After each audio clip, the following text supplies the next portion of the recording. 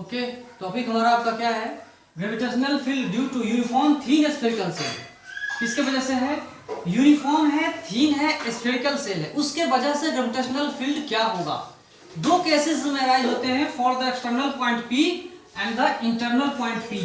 अंदर के पॉइंट के लिए भी क्या ग्रेविटेशनल फील्ड होगा, और इंटरनल पॉइंट के वजह इंटरनल पॉइंट में भी क्या ग्रेविटेशनल फील्ड होगा due to thin spherical shell, और वो थीन स्फेरिकल सेल यूनिफॉर्म है। सपोज दैट ये जो थीन स्फेरिकल सेल है, इसका मास हमने दे दिया कैपिटल M। इसका मास क्या है? Capital M। इसका रेडियस कैपिटल R। इसका रेडियस क्या है भाई? हमने इसका रेडियस दे दिया कैपिटल R। ओके, तो ये जो थीन स्फेरिकल सेल देख रहे हैं, ये बहुत सारे छोटे छोटे रिंगों से बना हुआ है, जिसका रेडियस चेंज कर रहा है ना। यहाँ पे रिंग, यहाँ पे रिंग, यहाँ पे रिंग, यहाँ पे रिंग, इस तरह के बहुत सारे रिंग से ये थीन स्फेरिकल सेल बना हुआ है। तो इसको समझाने के लिए हमने यहाँ पे एक एलिमेंट्री रिंग बना के रखा हुआ है। दिस इज कॉल्ड एलिमेंट्री मास या और एलिमेंट्री रिंग। ये रिंग से थीन स्फेरिकल सेल बना हुआ है। ओके, तो एक थीन एलिमेंट्री सेल के बारे में हम थोड़ा, एलिमेंट्री रिंग के बारे में थोड़ा सा पढ़ते हैं कि यहाँ से एक हमने घेर दिया, तो उस थीन एलिमेंट्री रिंग का radius, this radius is equal to R sin theta, capital R sin theta. ये रेडियस है, ये रेडियस है। और आपको मैंने बता चुका था कि ये जो है, ये पार्ट जो है, इसको हम dm बोलते हैं। ये जो पार्ट है, इसका जो मास है थीन एलिमेंट्री का, इसका मास क्या है? dm। तो इस dm मास के वजह से ग्रेविटेशनल फील्ड किधर होगा? इससे पहले हम लोग पढ़ चुके हैं। एक्चुअली dm तो इधर से पूरा डिस्ट्रीब्यूटेड है भाई। क्या ये क्या है? थीन स्फेरिकल, सॉरी, ये क्या एलिमेंट्री रिंग है। तो रिंग के वजह से ग्रेविटेशनल फील्ड टुवर्ड सेंटर होता है। तो किसके सेंटर होगा? तो एलिमेंट्री रिंग के सेंटर की तरफ होगा। तो ये एलिमेंट्री मास सब मिला करके ओवरऑल नेट ग्रेविटेशनल फील्ड इधर आ रहा है। नेट ग्रेविटेशनल फील्ड इधर आ रहा है। तो हमने जो ये डी लिखा है, ये कॉस अल्फा, इसका वैल्यू का कॉस अल्फा लिखा होगा। जो ये elementary ring, elementary gravitational field यहाँ पे लिखा हुआ DE, that is equal to GDM by z square का कॉस अल्फा। इसकी वैल्यू क्या होगी?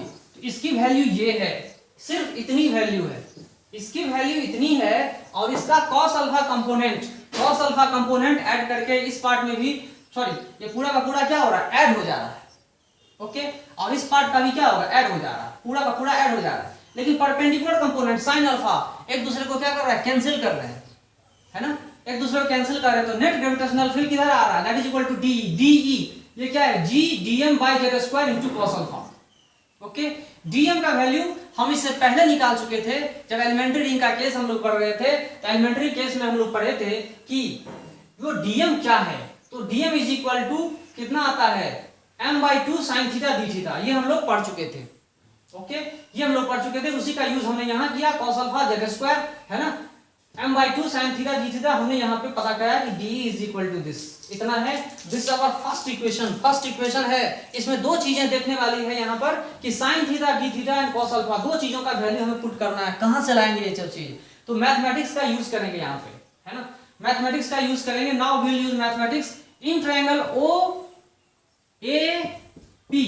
एक ट्रायंगल हम लेते हैं OAP। इस ट्रायंगल में देखिए जेड स्क्वायर इज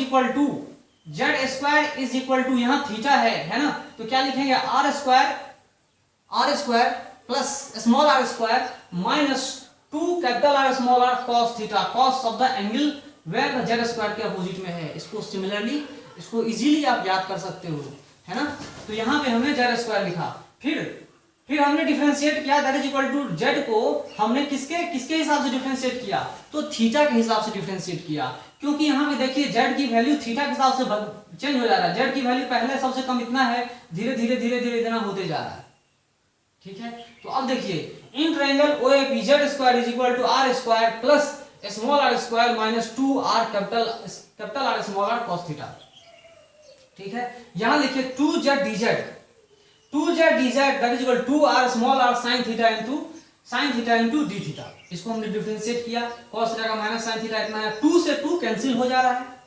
आप देख रहे हैं कि 2 से 2 कैंसिल हो जा रहा है। क्या आ रहा है answer? sin theta into d theta that is equal to z dz by r into small r।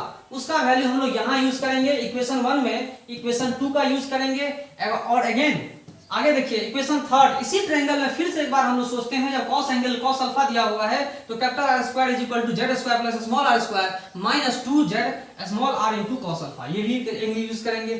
फिर हम क्या करते हैं, डिफरेंशिएट करते हैं, सॉरी यहाँ डिफरेंशिएट नहीं करेंगे, cos अल्फा की वैल्यू पता करेंगे, क्योंकि cos अल्फा हमें यहाँ रिक्वायरमेंट है, इस जगह हमें cos अल्फा की रिक्वायरमेंट है, जरूरत है, तो इस जगह पे हमें cos अल्फा की वैल्यू डालना है, तो यहाँ से cos वैल्यू को यूज करके हम लोग वहां डालेंगे, यूजिंग 1 2 एंड 3, यूजिंग 1 2 एंड 3, तीनों इक्वेशन का यूज करेंगे, 1 2 एंड 3, तीनों इक्वेशन का यूज करके हमारे पास कौन सा इक्वेशन आ रहा है, कैसा इक्वेशन आ रहा है, वो अब हम लोग ऑब्जर्व करेंगे, देखेंगे, उसके बाद हमें एक्सटर्नल पार्ट और external point and internal point of gravitational field आसानी से कैलकुलेट हो जाएगा, आसानी से पता चल जाएगा। ओके,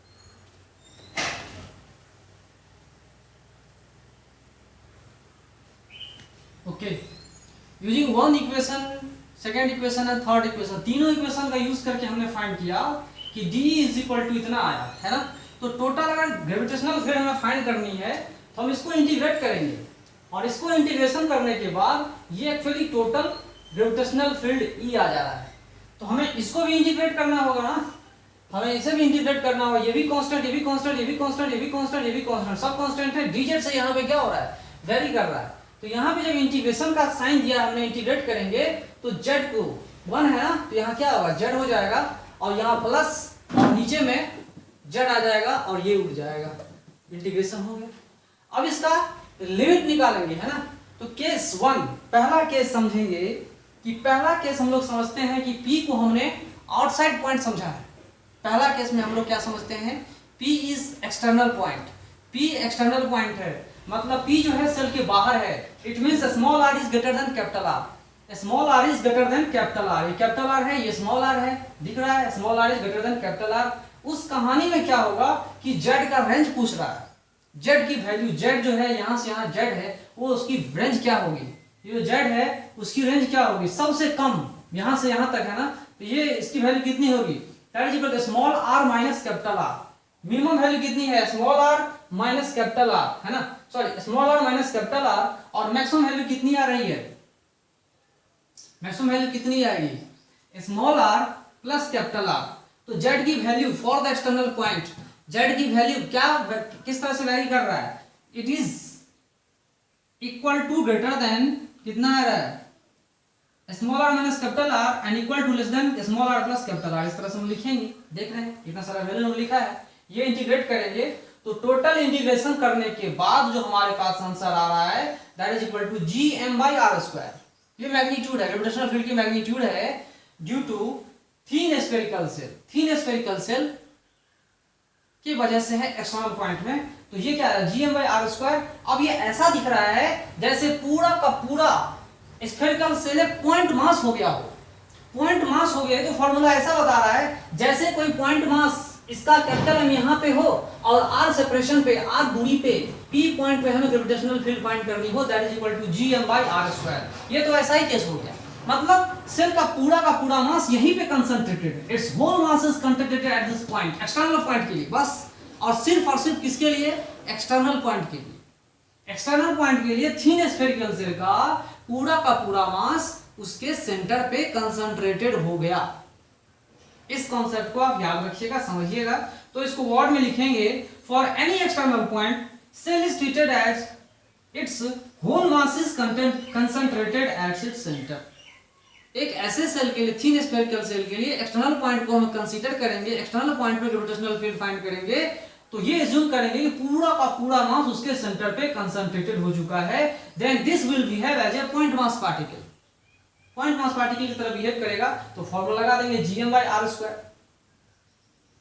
gm/r² लगा देंगे, और इस तरह से बहुत सारा चीज हम लोग फाइंड कर सकते हैं। ओके, फॉर एग्जांपल आप केस ये ले सकते हो कि capital R is equal to 1 metre, मान लो capital R is equal to 1 metre है, small r is equal to 10 metre, okay, और capital mass is equal to 10 kg। तो आपको ग्रेविटेशनल फील्ड फाइंड करना है at this point P point पे find करना है, जहां पे small r is equal to इतना है। तो इसमें वैल्यू फाइंड करके आप लोग बना लोगे। ये आपका होमवर्क है, आप लोग खुद इसको सॉल्व करके देखोगे। 6.667 10⁻11 कैपिटल M का मास 10 है, into divided by r square. r is equal to कितना है 10 है, 1 से ग्रेटर है, एक्सटर्नल पॉइंट के लिए क्या आ रहा है r square, small r square that is equal to 10 का होल स्क्वायर। ओके, तो आंसर जो भी आएगा आप लोग लिख सकते हो, कोई दिक्कत नहीं है। तो कितना आएगा 6.67 इंटू 10⁻10 -10, उसके बाद ये कितना आ रहा है, तो -10 ऊपर चला जाएगा -12, इतना आ जाएगा आंसर। अब देख लीजिए सॉल्व करके। ओके, नेक्स्ट केस हम लोग सेकंड केस हैंडल करेंगे। When P is external point, P अगर एक्सटर्नल पॉइंट है मतलब P जो है सेल के अंदर में चला जाएगा, तो कहानी क्या होगी। ओके,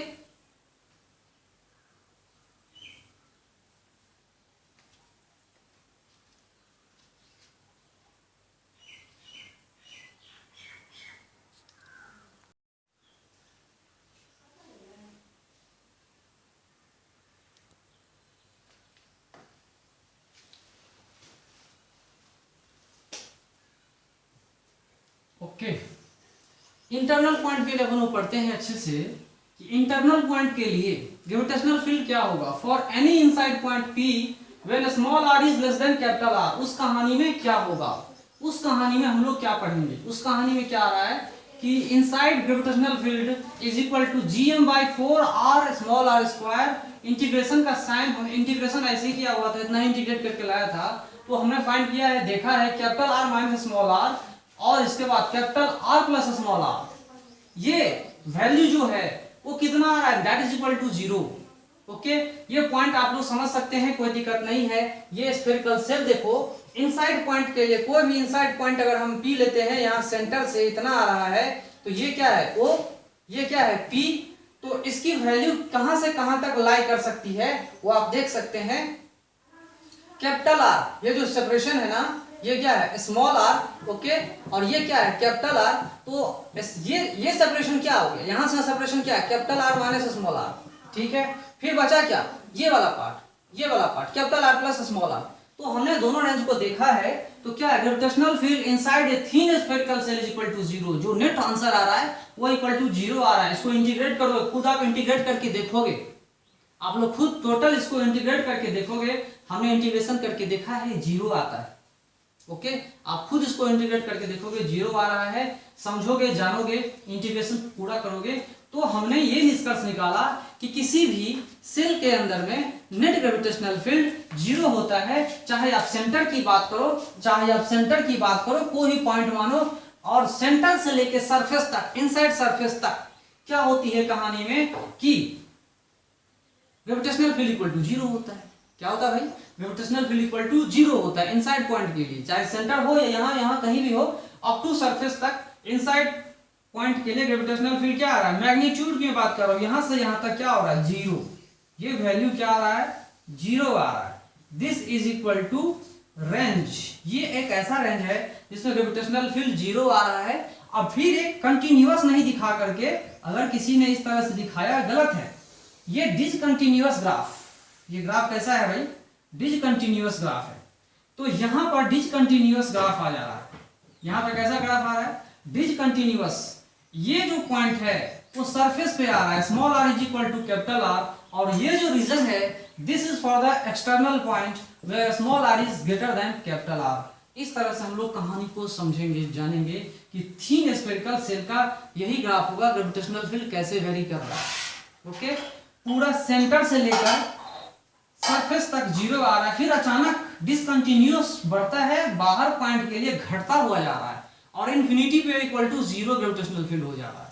ओके, इस बात को आप लोग समझिएगा, जानिएगा। यही था हमारा डिस्कशन, स्फेरिकल सेल के वजह से किसी एक्सटर्नल और इंटरनल पॉइंट पे ग्रेविटेशनल फील्ड की वैल्यू क्या होगी।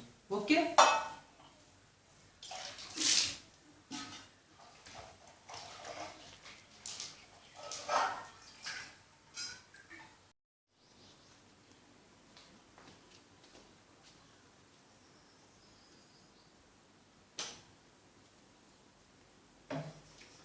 चलिए अब हम लोग पढ़ते हैं gravitational field due to uniform solid sphere. Uniform solid sphere की वजह से ग्रेविटेशनल फील्ड कितना होगा, क्या होगा, और एक्सटर्नल पॉइंट इंटरनल पॉइंट दोनों पॉइंट हम लोग समझते हैं। सॉलिड स्फीयर आप समझ सकते हो, हमारा अर्थ भी एक सॉलिड स्फीयर है। अगर ये केस हमने स्टडी कर लिया, समझो अपने अर्थ को भी हमने समझ लिया अच्छे से, है ना। चलिए इसके बारे में समझते हैं। Gravitational field at any external point, external point के लिए हम लोग फाइंड करेंगे that is equal to capital R is less than small R. जो डिस्टेंस है सेंटर से वो ज्यादा बड़ा है रेडियस से, इसका मतलब यही एक्सटर्नल पॉइंट के लिए हम फाइंड करना चाह रहे हैं। That is equal to DE, small gravitational field DE. और ये जो है कैसे हम लोग कैलकुलेट करें एक्सटर्नल फील्ड के लिए, तो डी जो हमने फाइंड किया वो स्मॉल थिन स्फेरिकल सेल, ये जो बना हुआ है एक्चुअली हमारा सॉलिड स्फीयर किस चीज से बना हुआ है, थिन स्फेरिकल सेल से बना हुआ है। किससे बना हुआ है, थिन स्फेरिकल सेल से बना हुआ है। ये जो थिन स्फेरिकल सेल से बना हुआ है ना, इस बहुत सारे थिन स्फेरिकल से सॉलिड स्फीयर बना हुआ है, कोई दिक्कत नहीं। तो इससे पहले हम लोग समझ चुके थे कि एक थिन स्फेरिकल सेल के वजह से किसी एक्सटर्नल पॉइंट पे, तो इस थिन स्फेरिकल सेल के वजह से ये एक्सटर्नल पॉइंट बाहर ही तो है, उसके वजह से कितना होगा, that is equal to D G D M by small R square. ये डीएम जो पार्ट आ रहा है वो क्या होगा, तो पूरा हम लोग इंटीग्रेट करेंगे। इसको हम लोग क्या करते हैं, पूरा इंटीग्रेट करेंगे। जब हम पूरा इंटीग्रेट करते हैं तो क्या आ रहा है, एक्सटर्नल पॉइंट के लिए क्या आएगा, देखिए इस एक्सटर्नल पॉइंट के लिए पूरा का पूरा मास ही इंटीग्रेट हो जाएगा। ये आएगा capital G M by small R square. एक इसका मतलब ये हुआ, ये फॉर्मूला आ गया capital G by M by small R square. इसका मतलब ये हुआ कि एक यूनिफॉर्म सॉलिड स्फीयर कैसे बिहेव कर रहा है, लाइक दैट उतने ही मास का जितना यूनिफॉर्म स्फीयर का मास है वो मास उसके सेंटर पे स्थित है। मान लो कि सॉलिड स्फीयर का मास m है, इसका मास क्या है, m है। तो ये एक्सटर्नल पॉइंट के लिए अब ऐसा होगा कि पूरा का पूरा मास उड़ करके यहीं पे कंसंट्रेट हो जाएगा। यहां पे एक पॉइंट मास बन गया, अब ये पूरा का पूरा एक पॉइंट मास पार्टिकल बन गया एक्सटर्नल पॉइंट के लिए। तो यूनिफॉर्म स्फीयर कैसा है, uniform sphere is equal to equal mass placed at its centre for any external point where small R is greater than capital R. Example के लिए अपना अर्थ है, मून है, जुपिटर है, बहुत सारे प्लैनेट्स हैं, बहुत सारे प्लैनेट्स हैं, है ना। एक अपना ही अर्थ है, बहुत सारे प्लैनेट्स हैं। तो आप यहाँ पे देख सकते हैं कि कैपिटल एम यहाँ पे प्लेस हो गया, तो एक्सटर्नल पॉइंट के लिए हमने फाइंड कर लिया, कोई दिक्कत नहीं है। अब सवाल ये उठता है कि इंटरनल पॉइंट के लिए, एक्सटर्नल पॉइंट का बिहेवियर आपने देख लिया कि एक्सटर्नल पॉइंट के लिए कैसे वेरी कर रहा है। एक्सटर्नल पॉइंट के लिए ग्रेविटेशनल फील्ड जो होगा वो कैसे वेरी कर रहा है, gravitational field is varying inversely proportional to small R. जितना ज्यादा सेपरेशन होता जाएगा उतना ग्रेविटेशनल फील्ड कम होगा, directly proportional to, gravitational field directly proportional to mass, बशर्ते यहाँ पे रेडियस स्मॉल आर कांस्टेंट है, यहाँ पे कैपिटल एम कांस्टेंट है। तो इस तरह से भी आप समझ सकते हैं ग्रेविटेशनल फील्ड किस पे डिपेंड कर रहा है भाई, मास पे डिपेंड कर रहा है। तो मास पे डिपेंड कर रहा है, डायरेक्टली प्रोपोर्शनल टू मास, मास ज्यादा है तो ग्रेविटेशनल फील्ड भी ज्यादा होगा, बशर्ते आर कांस्टेंट होना चाहिए, स्मॉल आर कांस्टेंट होनी चाहिए। इसमें इनवर्सली प्रोपोर्शनल, इसमें ग्रेविटेशन, इसमें क्या है डायरेक्टली प्रोपोर्शनल है। ओके, तो हमने एक्सटर्नल पॉइंट के लिए पढ़ लिया, समझ लिया। तो एक्सटर्नल पॉइंट के लिए आप लोग अगर पढ़ना होगा, जानना होगा, तो आप समझ सकते हो कि मान लो कि capital M is equal to 6000 kg, ये आप खुद समझ सकते हो, और इसका जो रेडियस है वो है 4 किलोमीटर, ठीक है, और स्मॉल आर है 10 किलोमीटर। अब बताओ कि स्मॉल आर पे ग्रेविटेशनल फील्ड कितनी होगी, तो आप खुद कैलकुलेट कर लोगे ये फॉर्मूला लगा करके, ये फॉर्मूला लगाओगे कैपिटल जी कैपिटल एम या स्मॉल आर स्क्वायर, आंसर आपका आ जाएगा, कोई दिक्कत नहीं है। सेकेंड केस हम लोग पढ़ते हैं अब इंटरनल पॉइंट के लिए। अब इंटरनल पॉइंट के लिए हम लोग पढ़ेंगे तो ये यहां से एक्सटर्नल पॉइंट को P को हटाएंगे और इस P को हटा करके कहीं इंटरनल पॉइंट यहां P को हम लोग रख देंगे। अब ये स्मॉल आर यहां नहीं होगा, इतना नहीं होगा, अब ये small R less than capital R हो जाएगा। ओके, देखिए this is less than capital R. P point जो है सेंटर से डिस्टेंस कितना आ रहा है, लेस देन कैपिटल आर। चलिए ठीक है, ये दूरी आपको पता चल गया, capital R minus small R, ये भी सही है। डीएम पार्ट, तो अब ये P पॉइंट पे देखिए कि थिन स्फेरिकल सेल के वजह से यहां पर ग्रेविटेशनल फील्ड कितनी होगी, वो भी आप आसानी से कैलकुलेट कर सकते हैं। तो थिन स्फेरिकल सेल के वजह से यहां पर कितना होगा, ये तो हम लोग कैलकुलेट कर लेंगे। तो gravitational field at any internal point क्या आ रहा है, that is equal to gravitational field inside that is equal to integration of this g by small r square dm। इसके वजह से यहां पर कितना होगा, क्योंकि ये पॉइंट इस थिन स्फेरिकल सेल के लिए एक एक्सटर्नल पॉइंट की तरह बिहेव करता है, और बाद बाकी जो बचे हुए पार्ट हैं, ये सब जो पार्ट बचा हुआ है वो एक्सटर्नल पॉइंट है। वो क्या है, एक्सटर्नल पॉइंट। और इससे पहले मैंने आपको बताया था कि एक थिन स्फेरिकल सेल में एक्सटर्नल पॉइंट के लिए क्या फॉर्मूला आता है, ये फॉर्मूला आता है ना, ये फॉर्मूला है, देख लीजिए आप इस तरह से। तो इसके वजह से इतना आएगा, बाद बाकी जो मासेस हैं उसके वजह से कितना आएगा, तो बचे हुए जो पार्ट हैं वो जो थिन स्फेरिकल से दूसरे सारे पार्ट हैं उसके वजह से जीरो आएगा। कैसे, इस पॉइंट को देखिए, इस मास से नजदीक है, इस पॉइंट से नजदीक स्मॉल r है, लेकिन मास क्या है इसका, कम है। यहाँ पे क्या है, मास ज्यादा है, सेपरेशन क्या है, सेपरेशन क्या ज्यादा है। इस वजह से ये सेपरेशन क्या होगा, सिमेट्री की वजह से यहाँ पर इस बाद बाकी पार्ट की वजह से ग्रेविटेशनल फील्ड क्या हो रहा है, जीरो हो रहा है। जो भी हो रहा है ग्रेविटेशनल फील्ड इस सेल के वजह से हो रहा है, इस सेल की वजह से, एक्सटर्नल पॉइंट के, इंटरनल पॉइंट की वजह से कुछ भी नहीं आ रहा, सॉरी इस पॉइंट की वजह से बाद में पार्ट है उसके लिए इंटरनल पॉइंट की तरफ बिहेव करेगा, कुछ भी नहीं आएगा। ओके, जो हम इससे पहले पढ़ चुके थे। तो ये डीएम पार्ट हमको निकालना है, ये थिन स्फेरिकल सेल का डीएम कितना है। तो मास तो अभी वॉल्यूमेट्रिक डिस्ट्रीब्यूशन है, इसमें जो मास डिस्ट्रीब्यूशन हो रहा है, ये सॉलिड स्फीयर में जो मास डिस्ट्रीब्यूशन है वो कैसा है भाई, ये तो मास डिस्ट्रीब्यूशन जो है इसमें कैसा है, वॉल्यूम के हिसाब से। तो वॉल्यूम के हिसाब से mass by 4/3 pi r cube, इस तरह से हमने लिखा 4/3 पाई कैंसिल हो जा रहा है, small r cube by capital R cube हमने इस तरह से लिखा, कोई दिक्कत नहीं है। चलिए डीएम पार्ट को यहाँ रखते हैं, तो ये कैंसिल हो जा रहा है, और यहाँ पे क्या आ रहा है, ये स्मॉल r स्क्वायर हट जा रहा है, यहाँ पे ये इतना आ जा रहा है।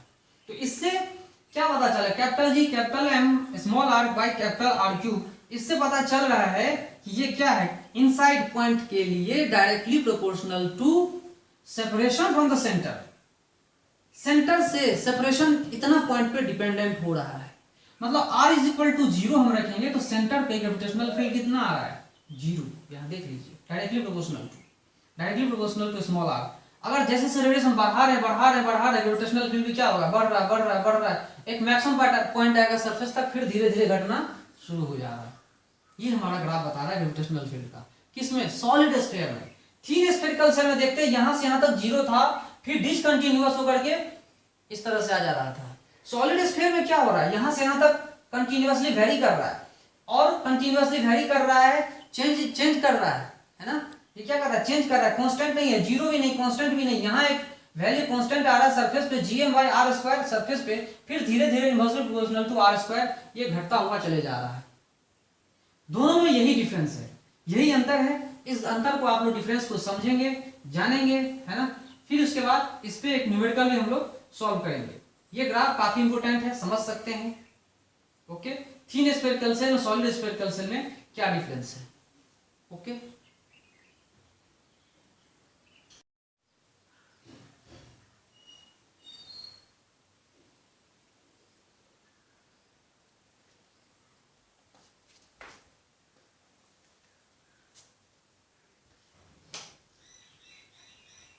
ओके, हम लोग पढ़ते हैं प्लैनेट के बारे में, स्टडी करते हैं। प्लैनेट है जिसका मास है 5 × 10⁻25 kg, रेडियस उसका है 10⁻10 मीटर। फाइंड करना है gravitational field at r is equal to 10⁵ metre, 10⁻10 metre and 10⁻20 metre.